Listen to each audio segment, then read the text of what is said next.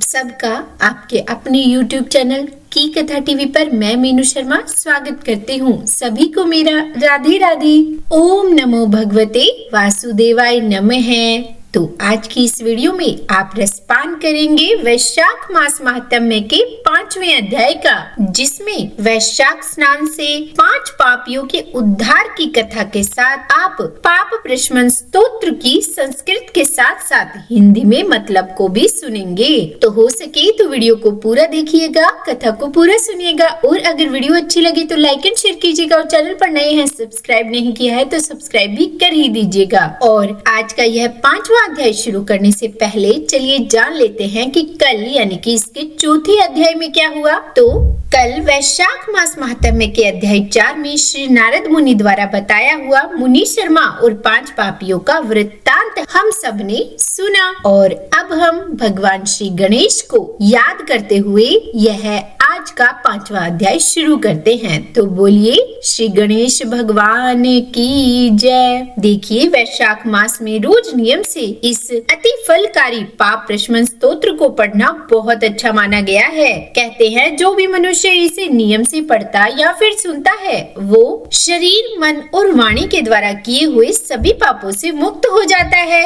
इस स्तोत्र के सुनने मात्र से ही सभी पाप नष्ट हो जाते हैं। तो चलिए शुरू करते हैं। देव ऋषि नारद जी राजा अम्बरीश को ब्राह्मण भक्त मुनि शर्मा द्वारा 5 पापियों के उद्धार की कथा बता रहे हैं। मुनि शर्मा की कथा सुनाने के बाद देव ऋषि नारद जी राजा से बोले कि हे राजन, अब तुम पाप प्रशमन नामक स्तोत्र को सुनो। इसका भक्ति पूर्वक श्रवण करके भी मनुष्य पाप राशि से मुक्त हो जाता है। इसके चिंतन मात्र से ही बहुत से पापी शुद्ध हो चुके हैं। इसके सिवा और भी बहुत से मनुष्य इस स्तोत्र का सहारा लेकर अज्ञान जनित पाप से मुक्त हुए हैं। जब मनुष्यों का चित्त पराई स्त्री, पराये धन और जीव हिंसा आदि की ओर जाए तो इस प्रायश्चित रूपा स्तुति की शरण लेनी चाहिए। यह स्तुति इस तरह से है। विष्णवे विष्णवे नित्यम विष्णवे विष्णवे नमः नमामि विष्णुम चित्स्थम अहंकार गतम हरिम चित्स्थमीशम व्यक्तमनंतम पराजितम विष्णोमियम शेषणा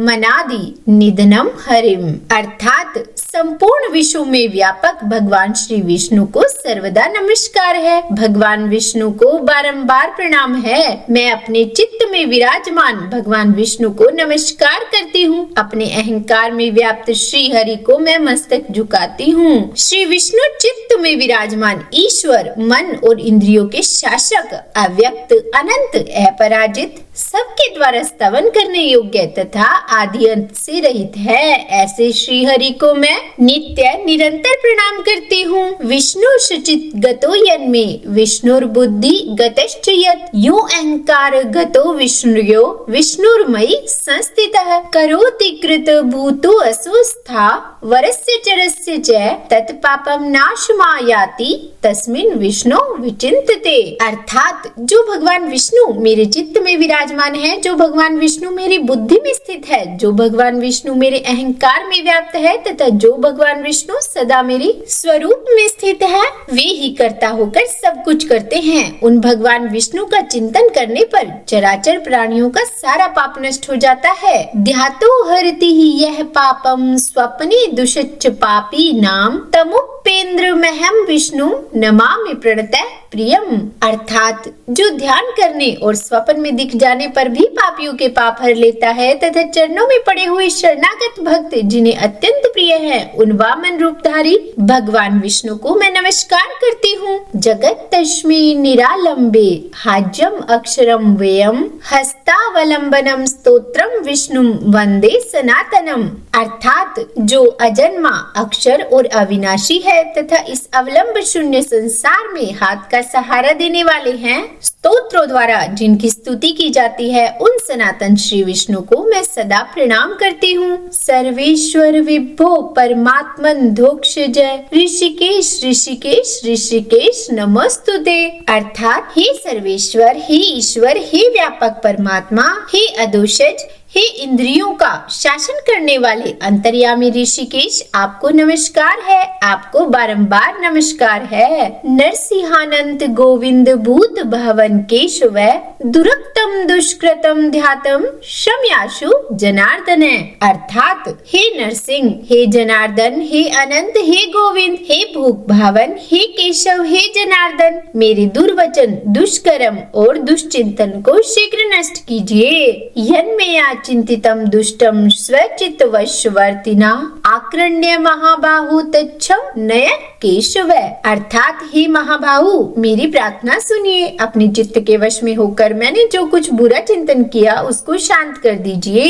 ब्रह्मण्य देव गोविंद परमार्थ परायण जगन्नाथ जगद्धात पापम क्षममयि च्युत। अर्थात ब्राह्मणों का हित साधन करने वाले देवता गोविंद, परमार्थ में तत्पर रहने वाले जगन्नाथ जी, जगत को धारण करने वाले अच्युत, मेरे पापों का नाश कीजिए। यच्चा परायणे सायाहने मध्याहने च तथा निशि कायेन मनसा वाचा कृतम पापम जानता च ऋषिकेश पुंडरीकाक्ष माधव नामोत्र्योच्चारणतः गतः सर्वं यातु मम श्रेयम्। अर्थात मैंने पूर्वाह्न में, शयान में, मध्याह्न में तथा रात्रि के समय शरीर, मन और वाणी के द्वारा जानकर या अनजाने में जो कुछ पाप किए हैं वो सब ऋषिकेश, पुंडरीकाक्ष, माधव, इन तीनों नामों के उच्चारण से ही नष्ट हो जाए। शरीरम ऋषिकेश पुंडरीकाक्ष मानसम पापम प्रशममायतु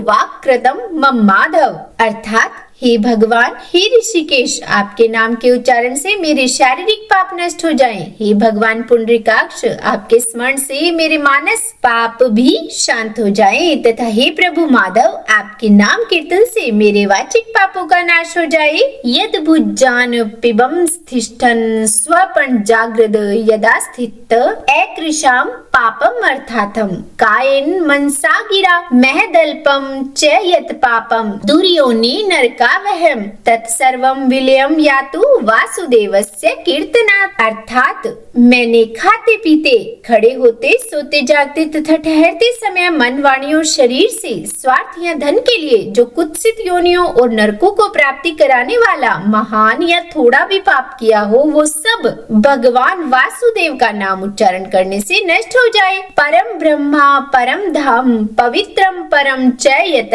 अस्मिन् संकीर्तिते विष्णु यत पापम तत् प्रणश्यतु।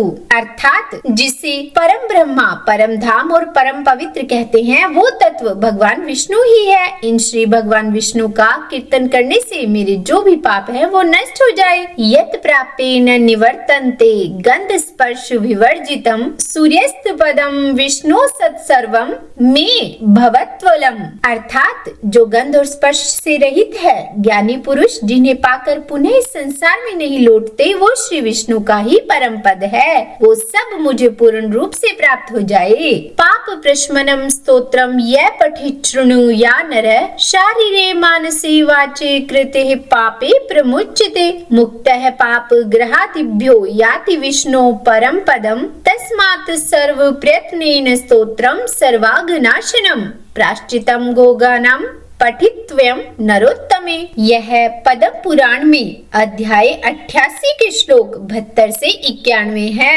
यह पाप प्रशमन नामक स्तोत्र जो मनुष्य इसे पढ़ता है और सुनता है वो शरीर, मन और वाणी द्वारा किए हुए पापों से मुक्त हो जाता है। इतना ही नहीं, वह पाप ग्रह आदि के भय से भी मुक्त होकर विष्णु जी के परम पद को प्राप्त होता है। यह स्तोत्र सब पापों का नाश करने वाला तथा पाप राशि का प्रायश्चित है। इसीलिए श्रेष्ठ मनुष्य को पूर्ण प्रयत्न के साथ इस स्तोत्र का पाठ करना ही चाहिए। हे राजन, इस स्तोत्र के श्रवण मात्र से ही पूर्व जन्म तथा इस जन्म के किए हुए सभी पाप तत्काल नष्ट हो जाते हैं। यह स्तोत्र पाप रूपी वृक्ष के लिए कुठार और पाप में ईंधन के लिए दावानल है। पाप राशि समूह अंधकार का नाश करने के लिए यह स्तोत्र सूर्य के समान है। मैंने संपूर्ण जगत पर अनुग्रह करने के लिए इसे तुम्हारे सामने प्रकाशित किया है। इसके पुण्यमय महत्म्य का श्रवण करने से वर्णन करने में स्वयं श्री हरि भी सामर्थ्य नहीं है। तो बोलिए विष्णु भगवान की जय। यह था वैशाख मास महात्म्य का